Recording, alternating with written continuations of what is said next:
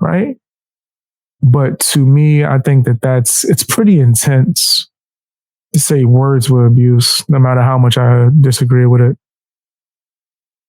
Okay, hold on. We got a caller. Hello. Hey, how's it going? Hey, what's up? No, words. Okay, so if his words then resulted in his followers, right? His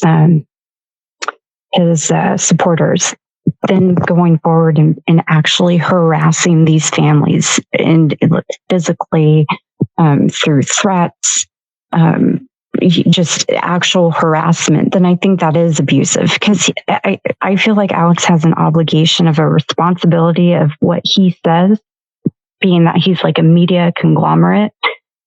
And so if he's putting out this narrative that a tragic, horrible event like that didn't happen, that these children didn't even exist, and that narrative then encouraged people to take it a step further beyond just words, then I do feel he has a responsibility to be accurate, or at least, responsible in what he's saying.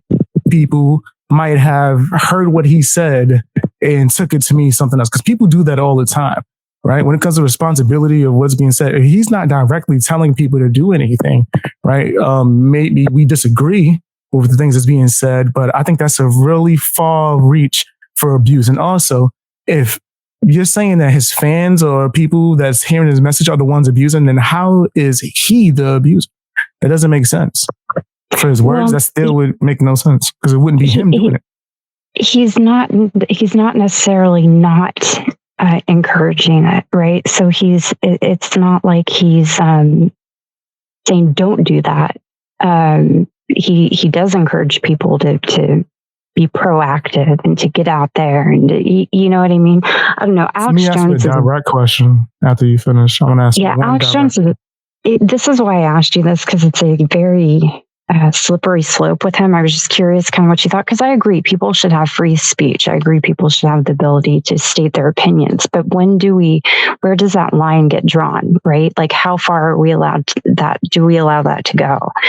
And I think when your speech is inciting hate towards victims of violent crimes, that's where we need to, morally, as a society, say no. Imagine this. Your child goes to school one day and then they don't come home ever again. You have a person with a huge platform like Alex Jones going out there and saying that did not happen. It didn't. Your child didn't even exist. You're a traitor to the country. You're a government crisis actor. Your trauma and tragedy and loss never happened, and you're hosting all these other people who support this idea, who are claiming to have expertise in certain areas of school education and safety and all these things, and you're supporting these points you're making with lies and things that have been debunked. And this winds up drawing up a huge crowd of people who therefore further this notion that your baby, your child, never even existed, that you're some sort of, person involved in crisis acting and things. And then you have the fringe who take that a step further, threaten your life, your family, your kids who are still alive. I don't know. I just think that there's a level of account. Now, mind you, I thought this was a question. No, I swore you was asking me a question. I was. So that's where. So my question is, where do we draw that line? Now, but the caveat to this is that he was sued for these statements, and he did lose, and he is now, the payout to these families is massive. So is it a matter of the social media responsibility to handle this, or the individual to handle it through litigation personally?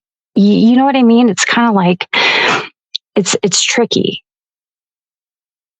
All right. So overall, still, and everything that you described and had me imagine, it doesn't sound like he incited or encouraged any kind of act of violence at all, right? It sounded like maybe he said something crazy, something he said something maybe even stupid, something that Right. we could disagree with. Hey guys, hope you enjoyed watching the video.